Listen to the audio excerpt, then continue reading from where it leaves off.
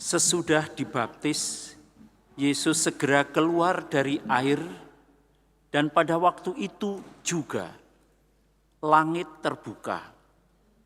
Ia melihat Roh Allah seperti burung merpati turun di atasnya, lalu terdengarlah suara dari surga yang mengatakan, "Inilah putraku yang terkasih, kepadanyalah aku berkenan." Adik-adik, para remaja, orang muda, Bapak, Ibu, saudara-saudari sekalian, hari pembaptisan Yesus merupakan bagian dari penampakan kemuliaan Allah atau Epifani. Dan dalam peristiwa pembaptisan ini, kita diajak untuk melihat, menerima dua pewahyuan atau penyataan Allah yang sangat agung. Yang pertama adalah peristiwa Yesus dibaptis adalah peristiwa penyataan Allah dan Roh Kudus dan Bapa, Allah Tritunggal, yang menyatakan kepada kita bahwa Yesus adalah anak Allah. Jadi itu bukan klaim atau pengakuan Yesus sendiri dari pihaknya, tetapi adalah pewahyuan dari Allah Tritunggal yang menyatakan kepada para muridnya, pada kita, bahwa Yesus sungguh Allah, sungguh manusia. Dan pewahyuan yang kedua adalah bahwa ketika Yesus masuk ke dalam air sungai Yordan itu adalah peristiwa Yesus yang membawa kekotoran batin kita, dosa-dosa kita pada tubuhnya sendiri, dan itu dibersihkan di sungai itu, di dalam air itu, yang menuntun kita pada pemahaman berikutnya tentang rahmat pembaptisan, tentang rahmat penyucian, penebusan dengan air, darah, dan roh. Dan itu nanti akan menghubungkan kita dengan peristiwa wafatnya di salib. Pertanyaannya adalah, loh, Yesus itu kan Allah. Ngapain masih harus bertobat? Ngapain masih harus dibaptis? Lalu bagaimana? Saya tidak segera ingin menjawab, tapi ingin men-sharingkan dua pengalaman ini yang saya kira adik-adik, orang-orang muda, Bapak Ibu sekalian, Oma, Opa, bisa menjawabnya sendiri. Saya ajak adik-adik, orang-orang muda, Bapak Ibu sekalian, untuk sedikit mengenang peristiwa beberapa tahun yang lalu ketika terjadi COVID. Masih ingat ya? Suasananya sangat mencekam. Kalau diceritakan begitu banyak peristiwanya. Tetapi ambil salah satu. Ada banyak orang yang ingin berbuat baik, menolong saudara-saudarinya. Baik anggota keluarga maupun orang-orang tetangga atau orang-orang bahkan yang tidak dikenalnya. Di banyak tempat, orang ingin menolong dengan memberikan makanan atau bahan makanan. Apa yang terjadi? Orang tidak boleh kontak langsung. Jaga jarak. Maka kalau memberikan makanan atau bahan makanan, ditaruh di tas, lalu digantungkan di pagar atau di pintu rumah. Kita tidak bertemu, kita tidak omong-omong, kita tidak kontak.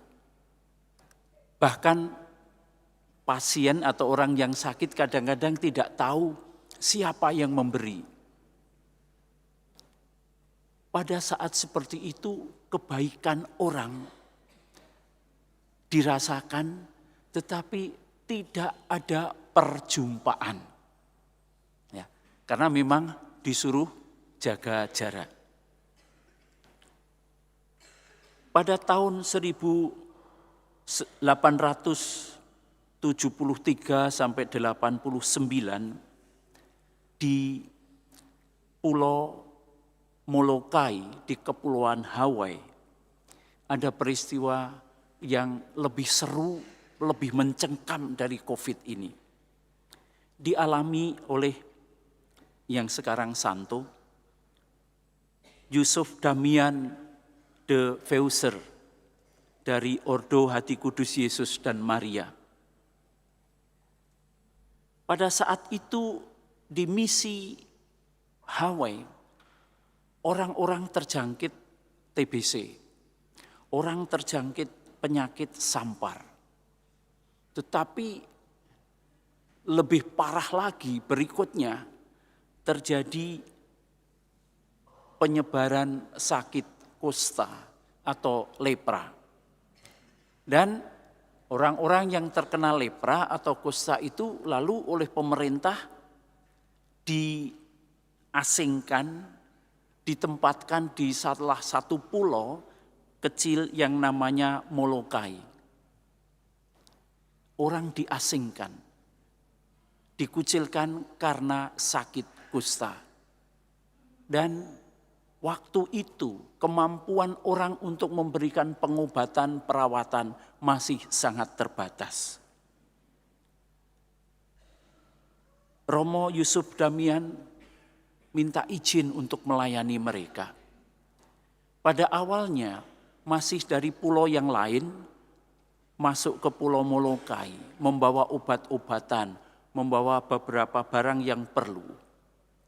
Tetapi kemudian dia merasa ini terlalu jauh dan dia mulai tinggal di pulau yang sama dengan orang-orang yang menderita lepra itu di Molokai. Dia mencoba membangun pelayanan semacam puskesmas, rumah sakit, memberikan obat-obatan, perawatan, konseling, makan bersama dengan mereka dan segala macam. Tapi masih ada jarak. Ini orang sehat yang memang perlu menjaga kesehatannya. Sampai suatu saat Romo Damian sendiri dia terkena kusta. Apa yang terjadi? Ketika dia terkena kusta, pada saat itu pula ada semacam pembebasan yang luar biasa bahwa oke, aku bagian dari mereka. Dan mereka juga merasa ini bukan orang yang harus disayang-sayangi kesehatannya. Dia adalah bagian dari kami. Maka perjumpaan itu terjadi. Mereka menerima dia dan pelayanan-pelayannya menjadi semakin terasa. Tidak hanya ketika memberikan obat atau perawatan, tetapi hatinya diterima oleh orang-orang kusta. Sampai pada tahun 1889, beliau pada umur 49 tahun meninggal sebagai orang yang telah memberikan dirinya bagi orang-orang kusta. Ada perjumpaan. Bapak, Ibu, adik-adik sekalian, apa yang terjadi pada Yesus lebih dari itu. Allah yang kadang-kadang dianggap orang begitu jauh di surga adalah Allah yang menjadi manusia. Dan tidak hanya menjadi manusia biasa, tapi dia juga menjadi bagian dari masyarakat itu. Ia makan dan minum, berjalan, menyembuhkan orang ini, mendengarkan orang ini. Berbuat baik seperti dikatakan oleh Petrus. Bagaimana Allah Yesus berjalan keliling sambil berbuat baik dan menyembuhkan semua orang yang dikuasai iblis. Karena Allah menyertai dia. Di Allah tidak lagi jauh, tapi Allah itu bisa disentuh, bisa diajak omong, bisa diajak makan bersama. pewahyuan bahwa Allah yang begitu agung, yang mempunyai belas kasih yang sangat dalam itu adalah Allah yang bersama-sama dengan umatnya. Maka peristiwa pembaptisan Yesus adalah peristiwa di mana kita seperti matanya dibukakan pada kenyataan ini.